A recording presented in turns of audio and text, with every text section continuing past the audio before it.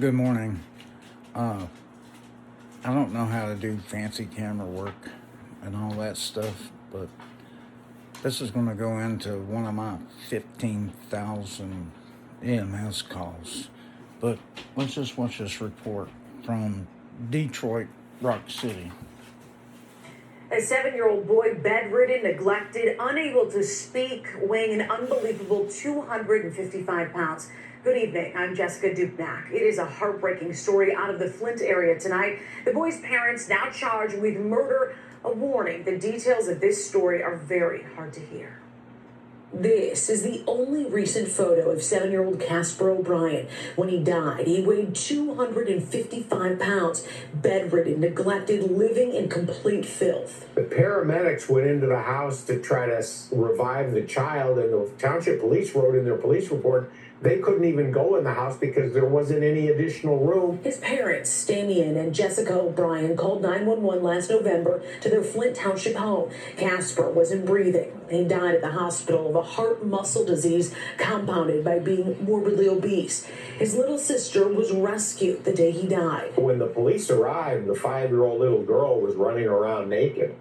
And for lack of a better term, she was like a feral child. The parents, the O'Briens, are now charged with second-degree murder, torture, and child abuse. Genesee County Prosecutor David Layton says Casper was nonverbal and likely on the autism spectrum, but neither child received medical care. What investigators can't understand, Mom and Dad both worked and had health insurance for the family. They knew enough to call the veterinarian the very morning that the child went into arrest because the dog was sick, but yet they don't take the kids to the doctor. Doesn't make any sense to me. Now, that 5-year-old little girl was immediately taken from the home by Children's Protective Services when this all happened last November. She is currently in temporary foster care. Thank you, though. A 7-year-old boy, bedridden, neglected, unable to... for Fox for that news brief. Did you see any reaction out of my face? This goes on every day in America. And it automatically made me think about a call. And you know, this happens every day in America. I remember getting a call to a residence. It was in the middle of winter, and it was cold, and we got called out for the flu.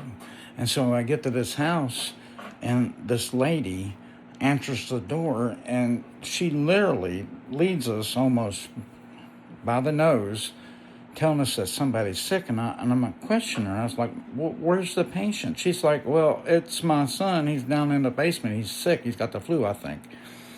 And so she walks us up to a door, this big old fancy house, and opens a door, and I see a basement, concrete floor, but there's no sheetrock on the walls or anything, and it's just bare block downstairs. And I see a pile of clothes. Well, I think it's a pile of clothes at the bottom of the stairs, and it starts to move and wiggle. And then I realize it's a person down there. So I run downstairs. By the way, nothing out of the mother. And there's a person in the clothes. And I get the clothes off of him. And it ends up being a 16-year-old boy who weighs about 45 pounds. And he's about dead. And he's barely breathing. I pick a 16-year-old boy up in my arms like a baby. And I rush to him to the ambulance with my EMT in tow, and we get him to the truck. And I know this kid has been starved to death. And I'm sitting there, and I got a Ambu bag, BVM, and I'm breathing for him. And I tell my partner in my EMT, I say, get an IV line, get an IV line. We need an IV line. I need to give him some sugar. And so dextrose. And so he gets a line, and he goes ahead and puts the glucose on, and I know it's going to read low. And I'm bagging him. I said, give him the whole amp. Give him amp D50. And I'm sitting there, and I'm bagging him, and he gives him amp D50, and the kid starts breathing on his own, and he starts to whisper. And then I put my I put my ear down to his face, and he goes, "I'm hungry." I went, "Son, I know you are." So we loaded him up. Well, we was already loaded. Get him into the ambulance and take him to the hospital. That's my story.